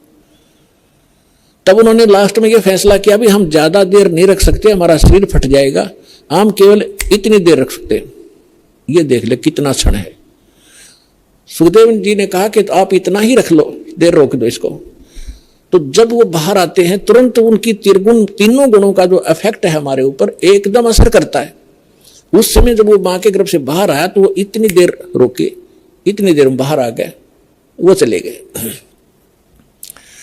अपने आत्माओं उसको इस दुख के डरते हैं, गर्भ में माया त्यागी कि मैं इस संसार के चक्कर में नहीं पड़ूंगा, अपना मोक्ष कराऊंगा। मोक्ष बालकों का खेल है। घर से उठ गया आकाश, पिछले संस्कार से उसमें इतनी सिद्धि थी आकाश में उड़ जाता था, आकाश में उड़ गया, आगे जाके धरती पे टेकना तो पड़ेगा, आकाश में कितने दिन रहेगा, रोटी भी खानी है, आगे नहाना धोना भी होता है, फिर वहां पृथ्वी पर फिर गिरा वापस। कहने का भाव ये है कि फिर इस पिछले पूर्व जन्म के भक्ति शक्ति से कुछ सिद्धियां आ जाती, और उन सिद्धियों से हम ये मान बैठते हैं कि ये बड़ा महापुरुष है। सिद्धि तो इस प्राणी का सबसे बड़ा दुश्मन है, और इसके लिए ये इसी के कारण ये सब ऋषि और महर्षि प्रसिद्ध हो रहे थे। अंत में आपने कथा बहुत बार सुनी है सुखदेव ऋषि की, ये ऋषि महर्षियों में जाता था, इसका बड़ा सत्कार करते थे, स्वर्ग लोक में जाता था, वहां भी इसको विशेष आसन दिया जाता था, बड़े महापुरुष हैं। एक दिन विष्णु लोक में चले गए। प्रत्येक डिस्ट्रिक्ट में और प्रत्येक प्रांत में गवर्नमेंट रेस्टोरेंट, गवर्नमेंट वो होते हैं, ये रेस्ट हाउस होते हैं, उसमें उच्च अधिकारी ही रुका करते हैं। तो ये सुखदेव प्रत्येक भगवानों की इन लोकों में, शिवलोक में, विष्णु लोक में, ब्रह्मा जी के लोक में, इंद्र के लोक में, इनके अपने अपने अलग से रेस्टोरेंट हैं जिसमें अधिकारी गण यानी देव लोग ही जाकर रुकते। तो ये पहुंच गया वहां पर सुखदेव ऋषि विष्णु जी के लोक में। उस रेस्ट हाउस में जाने लगा, सामने खड़ा था गेट कीपर, उसने रोक दिया, ऋषि जी रुको। कहा जी बोलो, आपका अपॉइंटमेंट लेटर दिखाओ, आप कौन हो, किस रैंक के हो। क्या मतलब कि आपका गुरु कौन है? कि मेरा कोई गुरु नहीं, मुझे गुरु की क्या आवश्यकता है, तो मेरे पास इतनी पावर है, ऐसी सिखती है। बोला जी ऐसे नहीं, इस रेस्ट हाउस में वही आ सकता है जिसके पास ये, जिसका अपॉइंटमेंट हो रहा हो। और कहने का भाव यह है कि जो कोई अधिकारी हो, गुरु जिसने धारण कर रखा हो, और गुरु भी मान्यता प्राप्त हो, नकली गुरुओं से भी अलाउड नहीं आना, नकली गुरुओं के भक्ति करके गुरुओं से। तो ऋषि सुखदेव ने काफी उनके साथ जख मारा, लेकिन उन्होंने फाइनल कर दिया कि नहीं, विष्णु जी का आदेश। तब ऋषि ने सोचा था, सुखदेव ऋषि ने, कि विष्णु जी बड़े खुश होंगे मेरे तय, मैं ऐसी भक्ति की हुई है और वो भगत बत्सल है। तो सुखदेव ऋषि ने कहा कि विष्णु जी से बात कराओ मेरी, तुम मुझे क्यों नहीं जाने दे रहे हो। तो वो पहरेदार गए विष्णु जी के पास, बाकी वहीं खड़ा रहा एक दो, कि भगवान ऐसे एक ऋषि आए हैं, सुखदेव नाम बता रहा है, और वो जिद कर रहा है इस स्वर्ग के अंदर रेस्टोरेंट में जाने का, रेस्ट हाउस के अंदर जाने की। तो विष्णु जी ने पूछा, फिर आपने मना क्यों किया? कि उन्होंने बताया कि उनका गुरु नहीं है कोई, निगुरे हैं, वो अधिकारी नहीं है, और आपका आदेश है कि जो निगुरा व्यक्ति हो, जिसका गुरु नहीं हो, इसमें अलाउड नहीं है। आदेश दो भगवान, क्या आदेश आपका? कि बिल्कुल ठीक है, नहीं जाना चाहिए। अब वो जिद कर रहा है कि मैं भगवान से बात करके ही वापस जाऊंगा, नहीं तो यही बैठूंगा। तो भगवान विष्णु ने आए बाहर। अब ऋषि जी ने सोचा तो यूं था कि विष्णु जी बड़ी शाबाशी देंगे मेरे को, और ये सोच रहा था कि पहरेदार गेट कीपर ये मुझे जानबूझ कर हरास कर रहे हैं, विष्णु जी तो आते मुझे सीने से लगाएंगे, भगत वत्सल भगवान हैं, सतोगुणी हैं।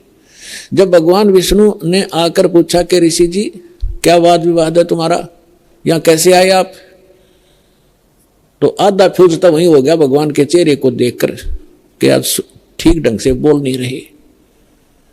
तब ऋषि ने कहा कि सुखदेव ने जी, मैं ऐसे ऐसे, सुखदेव नाम है मेरा, और मैं रेस्ट हाउस में, इस रेस्टोरेंट में जाना चाहूँ था स्वर्ग में, इन्होंने मना कर दिया जाना, इन्होंने मुझे रोक दिया।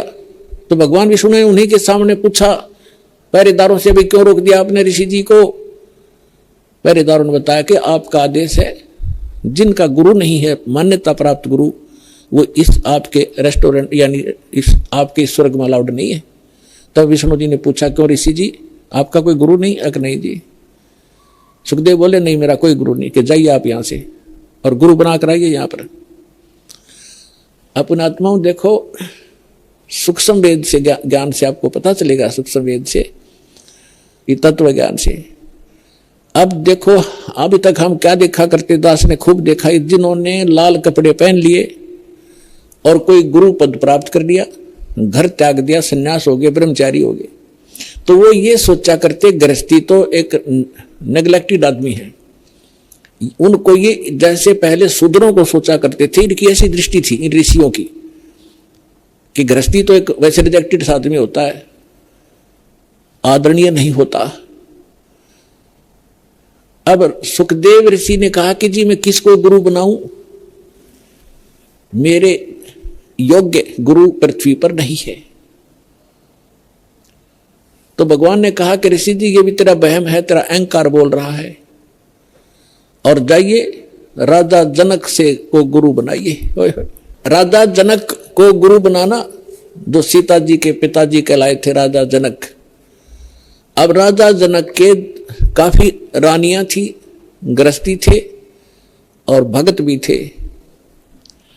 अब सुखदेव ऋषि इतना अहंकारी कि गृहस्थी लोग, राजा लोग तो मेरे चरण छूते हैं, और मैं गृहस्थी को जाकर के, राजा को जाकर के नमस्कार करूं, क्योंकि गुरु बनाना है तो प्रणाम भी करना है, दंडवत भी करनी है, मत्था भी रगड़ना है।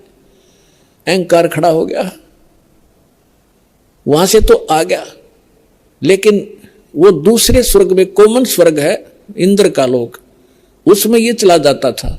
जब उसमें दोबारा गया उस दिन, उसका चेहरा उतरा हुआ था, अन्य जो देव वहां बैठे थे वो कहने लगे, ऋषि जी आज क्या बात है, मायूस बहुत हो तुम। तब ऋषि ने कहा कि ऐसे ऐसे मैं विष्णु जी के लोक में गया था, भगवान ने मुझे स्वर्ग में प्रवेश करने से मना कर दिया।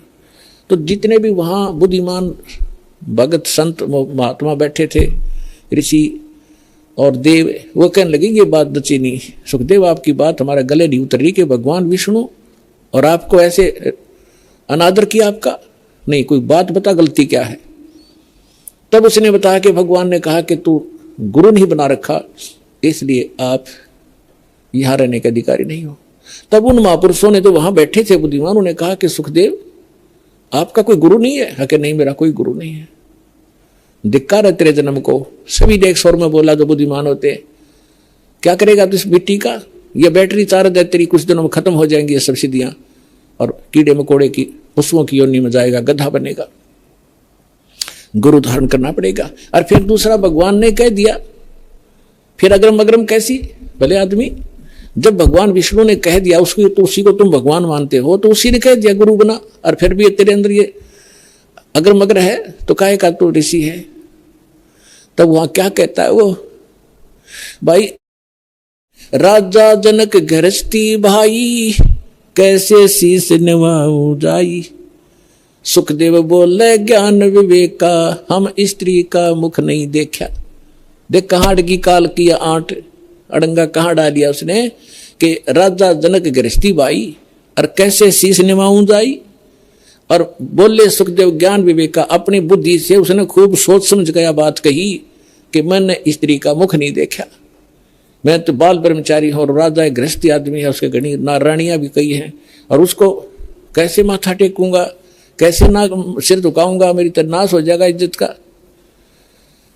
तब ऋषि बोले भाई इज्जत ले ले, अर्चे भगवान ना तो अगली जन्म में गधा बनेगा या सारी इज्जत तेरी बिखरती फिरेगी ऋषि जी। अब उसको फिर एक झटका लगा एकदम, क्योंकि महात्मा भगत है वो, चल भगवान के लिए भटक रहा है, उसके अंदर जगह है भगवान की, लेकिन अज्ञान अहंकार, अज्ञान से अहंकार बनता है। तो उसको एकदम झटका लगा और उसकी एकदम पिछला बैकग्राउंड चल पड़ी। उसको थोड़ी सी झलक दिखाई दी कि एक समय ये सुखदेव ऋषि 84 लाख योनियों भोग रहा था, गधे की योनि में भटक रहा, जन्मा था और अंधा हो गया।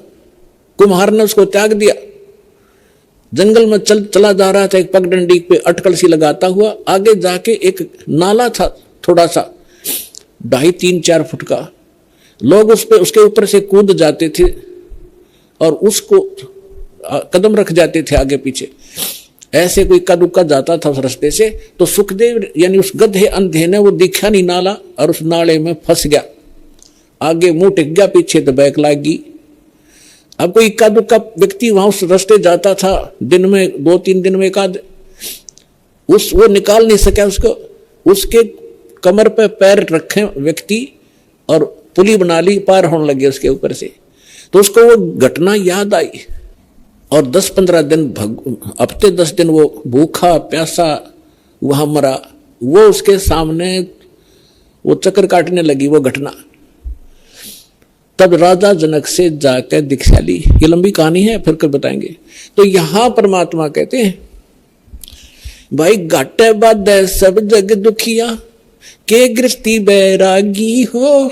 सुखदेव ने दुख के डर से गर्भ में माया त्यागी हो, गर्भ में माया त्यागी हो। अब यहां तो ये बताना चाहा है कि तुम तो इस छोटे मोटे सुख को ही मान रहे हो, और उस महापुरुष ने तो गर्भ में पता लग गया था भयंकर दुख होगा मेरे ऊपर, और उसने गर्भ भी त्याग दिया, परमात्मा के लिए भटक भी रहा था। फिर वो अहंकार हो गया उसके अंदर और कुछ नहीं बनना था, जो भी थोड़ा बहुत उसको प्राप्त होना था। राजा जनक से उपदेश लेकर विष्णु तक की भक्ति की उसने। अब क्या बताते हैं परमात्मा कि इन साधनाओं से और इनके ज्ञान से आपको पता भी लग गया, तो समाधान कंप्लीट ना होने से फिर दुख ज्यों का त्यों।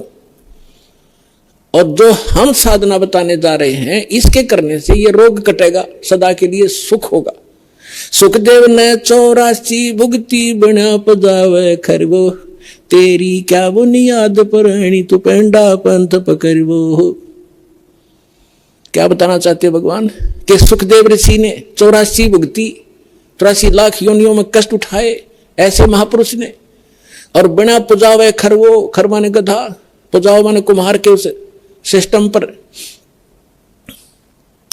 और तेरी क्या बुनियाद परायणी तू पेंडा पंथ पकड़ वो, कि अब तेरा क्या औकात है जब से ऋषियों की विरन मिट्टी हुई साधना के करने से, अब हम जो पेंडा मार्ग पंथ, जो वे ऑफ वर्शिप, पूजा का मार्ग तुझे बता रहे इसको ग्रहण करो, इससे लाभ होगा। फिर क्या बताते हैं कि जंगम दुखिया जोगी दुखिया, तपस्वी को दुख दूना हो, आशा तृष्णा सब में व्यापे, कोई महल ना सुनो हो, कोई महल ना सुना हो। जंगम दुखिया, योगी दुखिया, तपस्वी को दुख दूना हो। तपस्वी क्या करता है, एक जन्म में घोर तप करता है, अगले जन्म में राजा बनता है, तप से राज राज मदमानम, और जन्म तीसरे शुक्र सवान, अगले जन्म में गधा बनता है राजा तीसरे जन्म में। एक पहले जन्म में तप किया, शरीर खूब दुखी किया, अगले जन्म में राजा बन गया, राजा महादुखी होता है, सपने में सुख नहीं होता यहाँ के राजा को। अब आपको बता ही दिया, कहते तपस्वी को दुख दूना हो, पहले तपस्या करने में दुख, और फिर राज करे, सपने में भी नींद नहीं आती, रात को भी नींद नहीं आती, गुटी ला के पड़े रात में राजा, ये छोटे मोटे सुख। अगले दिन में गधे की योनि में जाएगा तीसरे, तप से राज राज मदमानम, और जन्म तीसरे शुक्र सवानम, कुत्ता और गधा बनता है। ये दुर्वासा की कथा आपको सुना दी, उसने हजारों वर्ष तप किया, ये डले डोए, ये प्राप्ति की, नाशकरण की साधना कर ली। इसी प्रकार फिर बताते हैं कि साच कहूं तो जग नहीं माने, पर झूठ कही ना जाई हो, ये ब्रह्मा विष्णु शिव जी दुखिया, जिन ये राह चलाई हो, जिसने यहां इस जन्म पालन और मृत्यु का जो ये मार्ग चला रखा है, ये तीनों दुखिया। फिर क्या बताते हैं कि भूपति दुखिया, यानी पूरी पृथ्वी का शासक भी दुखिया, सुरपति दुखिया, भूपति दुखिया, सुरपति इंद्र वो महादुखी, और रंक दुखी बपरीति हो, गरीब आदमी तो वैसे स्वाभाविक दुखी, रंक दुखी बपरीति हो, ये तो रीत है कि गरीब आदमी दुखी रहे, सारी आपदाएं गरीब आया करती हैं, जो सत भक्ति नहीं करता, जो सत भक्ति नहीं करता गरीब, और जब भक्ति सही मिल जाती है, कबीर साहब कहते हैं, कहे कबीर और सब दुखिया, एक संत सुखी मन जीती हो, संत सुखी मन जीती हो। संत हो, परम भक्त हो, परम संत से दीक्षा लेकर के, और फिर जैसे संत बताते हैं जो परम संत होगा, सतगुरु मिले तो इच्छा मेटे, पद मिल पदे समाना, चल हंसा उस लोक पठों, जो आदि अमर अस्थाना। अब क्या बताते हैं कि सतगुरु मिलेंगे तो यहाँ की इच्छाएं समाप्त करवाओगे सबसे पहले, कि किसके लिए तू सारा जीवन नष्ट कर रहा है, इन कोठी और बंगलों के लिए। एक मिनट में मृत्यु हो जाती है, जोड़ा जाड़ा सारा छोड़कर गधा बनकर घूम रहा होता है। तो कहते हैं जब संत वो भक्त सुखी होगा, जो इस तत्व ज्ञान के आधार से अपना जीवन सफर तय करेगा, और कोई इस पृथ्वी पर सुखी नहीं हो सकता। समर्थ का शरणा गहोर गहोरी हो, और कदे न हो एकाज राम रंग होरी हो। समर्थ की शरण में आओ, यहाँ के अंगार भी बुझा देगा आपके लिए, आपके जीवन में कांटे भरे उनको साफ कर देगा, और आपको यहाँ भी सुख देंगे, सतलोक में ले जाएंगे, आपका पूर्ण मोक्ष कराएंगे। पुणात्माओं, आप इतनी दूर से आते हो, और किस लिए? एक एक अक्षर को ज्ञान ध्यान से सुना करो। जैसे एक अच्छे विद्यार्थी होते हैं, प्रत्येक लेक्चर का प्रत्येक शब्द घोट लिया करते हैं, एक अक्षर को भी नहीं जाने देते कहीं हम फेल ना हो जाए। तो इस प्रकार आपको परमात्मा ने इतना समय दिया है, कितनी दूर से आपको लेकर आए हैं। करे करावे साइया मन में लहर उठा, दादू सर्जर जीव के आप बगल हो जा। भगवान ही आपको लाता है, आपको प्रेरणा करता है, आपके 100 कामों को सेट कराता है, तब आपको यहाँ ला। पता नहीं काल आड़ नहीं जाए आपको, ना जाने कहाँ धक्के खुआवा सारा दिन, और मृत्यु को प्राप्त हो जाए।